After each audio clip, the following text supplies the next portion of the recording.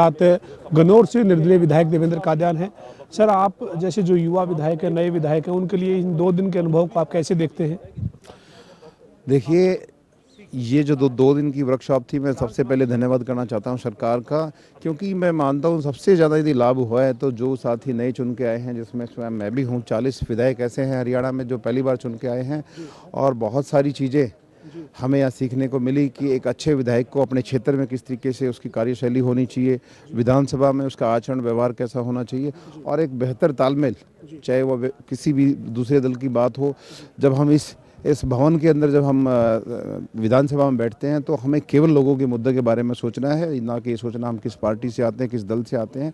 तो बहुत सारी चीज़ों के बारे में बात हुई है, और हमें लगता है कल जब हम इस वर्कशॉप में बैठे थे और आज जब यहाँ से हम समापन में उठे हैं तो बहुत सारी चीज़ें सीखने को मिली और अच्छा अनुभव है। हमारे साथ पवन खरखोदा भी है, आपके साथी विधायक हैं। सर, आप क्या कहेंगे इस अनुभव के लिए? 1 मिनट रुकिए सर। देखिए, ये 2 दिन का जो प्रशिक्षण कार्यक्रम था, एक यादगार कार्यक्रम था। और मैं ये कहता हूँ कि सीखने की कोई उम्र नहीं होती, आदमी रोज़ सीखता है।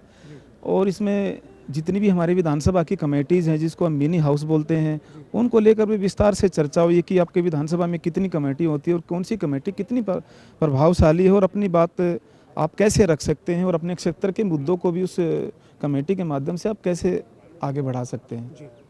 कर्नल साहब, आपको क्या उम्मीद है इस बार का जो बजट सत्र है उसमें लंबी अवधि रहेगी? आप सब लोगों को चर्चा के लिए मौका मिलेगा? क्योंकि ये भी बार बार बात हुई आज कि सत्र जो वो लंबे होने चाहिए ताकि सभी सदस्यों को मौका मिले।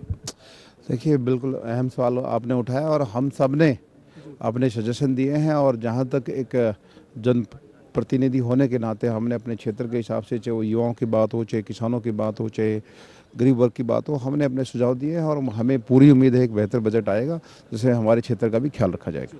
खरखोदा साहब, आपको क्या उम्मीद है बजट से? जो वो आप क्या कहेंगे, बजट से किस तरीके की उम्मीद है? और ये जो बजट सत्र शुरू होगा इसकी लंबी अवधि रहेगी, उम्मीद करते हैं? क्योंकि सदन में यहाँ पर जो 2 दिन का आपका प्रशिक्षण है उसमें भी ये बात बार बार सामने आई है।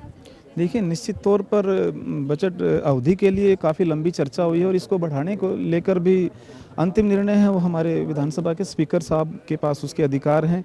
लेकिन मैं ये चाहता हूँ कि कोई भी चर्चा हो एक सार्थक होनी चाहिए। वो चर्चा एक विवाद का विषय ना ले, ना कोई विवाद का जन्म हो।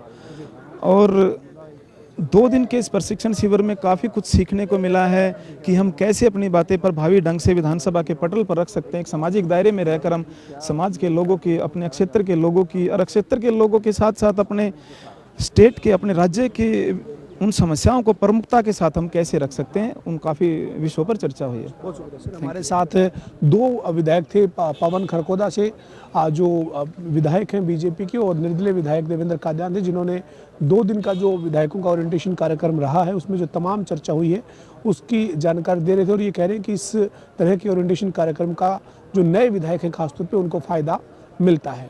वीडियो जर्नलिस्ट विजेंद्र सिंह के साथ पवन सिंह, जनता टीवी, हरियाणा विधानसभा, चंडीगढ़।